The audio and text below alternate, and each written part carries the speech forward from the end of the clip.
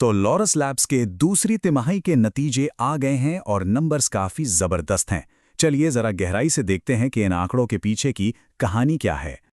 तो आज हम क्या क्या देखने वाले हैं। सबसे पहले तिमाही के जो बड़े बड़े नंबर्स हैं उन पे नजर डालेंगे।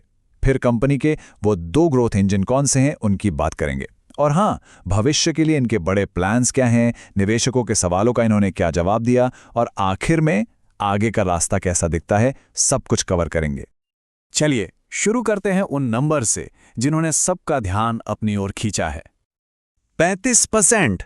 जी हां, तिमाही में कुल आय में 35% की जबरदस्त बढ़ोतरी हुई, जो पहुंच गई 1653 करोड़ रुपए पर। यह साफ दिखाता है कि मार्केट में डिमांड कितनी मजबूत है और कंपनी सही ट्रैक पर है। और बात सिर्फ रेवेन्यू की नहीं है, प्रॉफिटेबिलिटी भी आसमान छू रही है। देखिए, ईबीटा मार्जिन बढ़कर 26% हो गया। क्यों? क्योंकि प्रोडक्ट मिक्स बेहतर था और ग्रॉस मार्जिन भी करीब 60% पर टिका रहा। वजह थी प्रोसेस में सुधार। तो मतलब साफ है, कंपनी सिर्फ ज्यादा माल नहीं बेच रही, बल्कि हर बिक्री पर ज्यादा कमा भी रही है। तो सवाल ये उठता है कि ये इतने तगड़े नंबर्स आ कहां से रहे हैं? इस शानदार परफॉर्मेंस के पीछे कौन से बिजनेस हैं? कंपनी की सफलता की कहानी असल में दो अलग-अलग लेकिन बहुत पावरफुल बिजनेस सेगमेंट्स पर टिकी है। आगे बढ़ने से पहले एक टर्म समझना बहुत जरूरी है, CDMO। ये कंपनी की ग्रोथ स्ट्रैटेजी का एक बहुत बड़ा हिस्सा है। आसान शब्दों में कहें तो ये वो कंपनी होती है जो दूसरी दवा कंपनियों के लिए दवाइयां बनाती है और उन्हें डेवलप करने में मदद करती है। तो कंपनी का पैसा आता कहां से है? ये चार्ट सब कुछ साफ कर देता है। देखिए, जो पारंपरिक जेनेरिक बिजनेस है वो अब भी सबसे बड़ा हिस्सा है, लगभग 69%। लेकिन जो तेजी से बढ़ने वाला CDMO सेगमेंट है वो भी अब एक बहुत बड़ा और अहम हिस्सा बन गया है। आइए इन दोनों इंजनों की जरा तुलना करते हैं।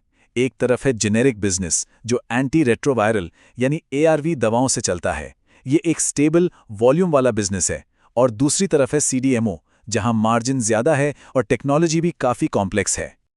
अब आगे बढ़ते हैं और देखते हैं कि कंपनी भविष्य के लिए क्या तैयारी कर रही है। और यकीन मानिए, यहां बात हो रही है बहुत बड़े निवेश की।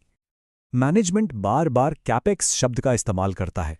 इसका सीधा सा मतलब है कैपिटल एक्सपेंडिचर, यानी वो पैसा जो कंपनी वापस अपने बिजनेस में लगा रही है ताकि भविष्य में ग्रोथ हो सके, जैसे कि नई फैक्ट्री या मशीनें खरीदने में।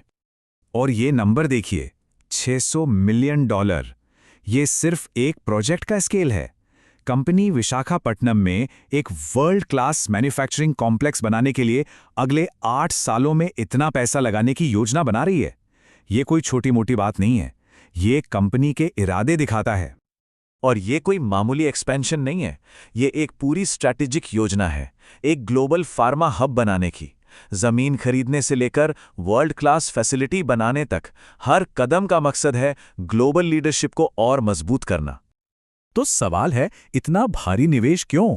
देखिए, सबसे जरूरी बात यह है कि ये निवेश भविष्य की डिमांड को पकड़ने के लिए किया जा रहा है, खासकर उन एडवांस टेक्नोलॉजीज में जहां नए प्रोजेक्ट्स को तैयार होने में ही 18 से 24 महीने लग जाते हैं, और कुछ एरिया में तो उनकी मौजूदा कैपेसिटी पहले से ही पूरी तरह बिक चुकी है। अर्निंग्स कॉल में मैनेजमेंट ने निवेशकों के कुछ बड़े सवालों के जवाब भी दिए, जिससे हमें यह समझने में मदद मिलती है कि वो भविष्य के बारे में क्या सोच रहे हैं। सबसे बड़ा सवाल यही था कि क्या ये जो हाई मार्जिन है ये आगे भी टिक पाएंगे। इस पर CEO का जवाब काफी भरोसे वाला था। उन्होंने साफ कहा कि मार्जिन और सुधरेंगे जैसे जैसे उनका बिजनेस मिक्स ज्यादा मुनाफे वाले CDMO की तरफ बढ़ेगा, EBITDA परसेंटेज भी बेहतर होता जाएगा। एक और बड़ा सवाल था CDMO बिजनेस के ग्रोथ को लेकर। निवेशक जानना चाहते थे कि इस स्पेस में मौका कितना बड़ा है। यहाँ कंपनी ने कोई सीधा नंबर तो नहीं दिया, लेकिन उनके एक्शन सब कुछ बयां कर देते हैं। मैनेजमेंट ने कहा कि ग्रोथ काफ़ी अच्छी दिख रही है और इसीलिए वो कैपेसिटी बढ़ने से पहले ही निवेश कर रहे हैं। मतलब उन्हें भविष्य में बड़े ऑर्डर मिलने का पूरा भरोसा है। तो इस पूरी बातचीत से, इस पूरी जानकारी से क्या मुख्य बातें समझ में आती हैं? ये रही तिमाही के फाइनेंशियल हेल्थ की एक फाइनल तस्वीर। Total revenue, gross margin, EBITDA margin और नेट डेट, ये नंबर्स कंपनी की मौजूदा हालत का एक साफ सुथरा स्नैपशॉट देते हैं। तो कुल मिलाकर लॉरस लैब्स की कहानी एक दोहरी स्ट्रैटेजी की है।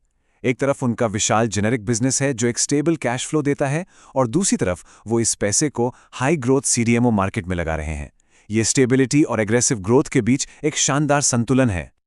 तो आखिर में ये सवाल बचता है, इतना बड़ा निवेश और इतनी मजबूत रफ्तार के साथ क्या लॉरिस लैब्स दवा बनाने की दुनिया में अगले दशक की नींव रख रहा है?